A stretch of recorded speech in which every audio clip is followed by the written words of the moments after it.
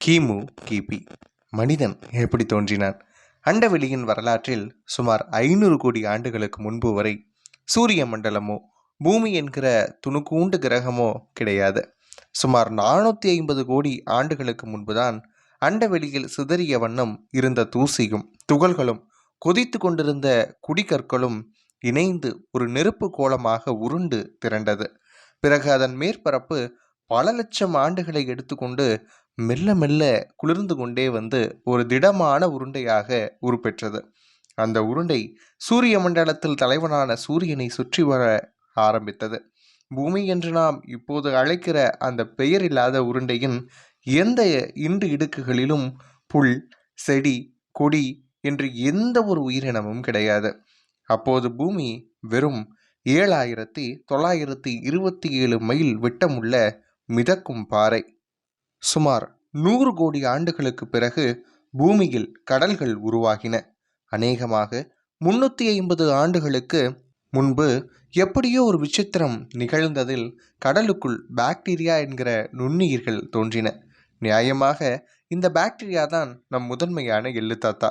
கூடவே செடி கொடிகள் வளர ஆரம்பித்தன. செடிகள் கார்பன் டை ஆக்சைடு வாயுவை உணவாக கொண்டு ஆக்சிஜன் வாயுவை வெளிப்படுத்தின. இன்றைக்கும் உலகில் உயிரினங்கள் தோன்ற வழிவகுத்த தாய் செடி கொடிகளே. ஆக்சிஜன் இல்லை என்றால் மனிதன் இல்லை, ஏன் எந்த உயிரினங்களும் இல்லை. சாமானியர்களுக்கும் பரிச்சயமான மீன் வகைதான் முதலில் தோன்றிய உருப்படியான உயிரினங்கள் சுமார் 40 கோடி ஆண்டுகளுக்கு முன்பு. பிறகு பாம்புகள், பல்லிகள் போன்ற ஊர்வன தோன்றி படிப்படியாக வளர்ந்து டைனோசர்களாக விஸ்வரூபம் எடுத்தன. 25 கோடி வருடங்களுக்கு முன் தொடங்கி 6 கோடி ஆண்டுகள் வரையில் பூமியில் நடைபெற்றது டைனோசர்கள் அடங்கிய ஊர்வன யுகம்தான். டைனோசர்கள் நிமிர்ந்தால் அண்ணா சாலை, LIC கட்டடம் உயரத்திற்கு இருந்தாலும் அவை போட்டது முட்டைகளைத்தான். 10 கோடி ஆண்டுகளுக்கு முன்பு உலகில் டைனோசர்களின் ஆட்சிகள் கூடவே குட்டி போடும் பால் கொடுக்கும் எலிகுஞ்சு சைஸ் பிராணிகளும் தோன்றின. டைனோசரின் விரல் நகம் அளவு கூட இவை இல்லை என்றாலும் நேரடியாக குட்டி போடுவது என்பது ஆச்சரியமான பரிணாம வளர்ச்சி. மேமல்ஸ் என்கிற பாலூட்டிகளின் இந்த ஆட்சி சுமார் 6.5 கோடி ஆண்டுகளுக்கு முன்பு தான் தோன்றியது. இன்று வரை தொடர்கிறது. இதில் ஓர் உயிரினம்தான் மனிதன். மொத்தமாக பூமியின் காலத்தை 100% என்று எடுத்துக்கொண்டால் அதில் பாலூட்டிகளின் ஆட்சி பங்கு 4% தான். இதில் குறிப்பாக மனிதன் என்கிற ஸ்பெஷல் உயிரினத்தின் வரலாறு 0.1% மட்டுமே. என்ன ஆர்ப்பாட்டம் பண்ணுகிறோம் நினைத்து பாருங்கள். பாலூட்டிகளின் பரிணாம வளர்ச்சியின் போது பல்வேறு வகையான குரங்குகளைப் போல பலவிதமான மனிதர்கள் தோன்றினார்கள். அதில் மாடர்ன் மேன் எனப்படுகிற நாம் தோன்றியது சுமார் 4 லட்சம் ஆண்டுகளுக்கு முன்புதான்.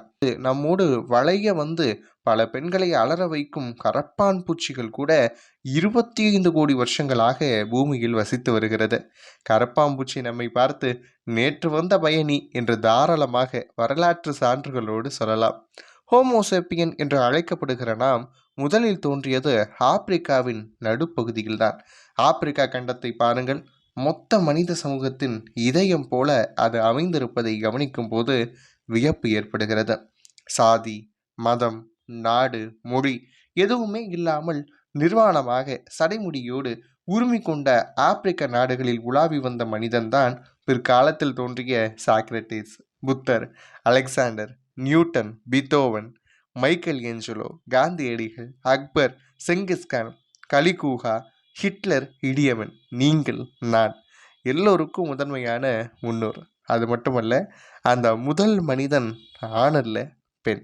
தொடர்ந்து பார்க்கலாம். கிமு கிபி.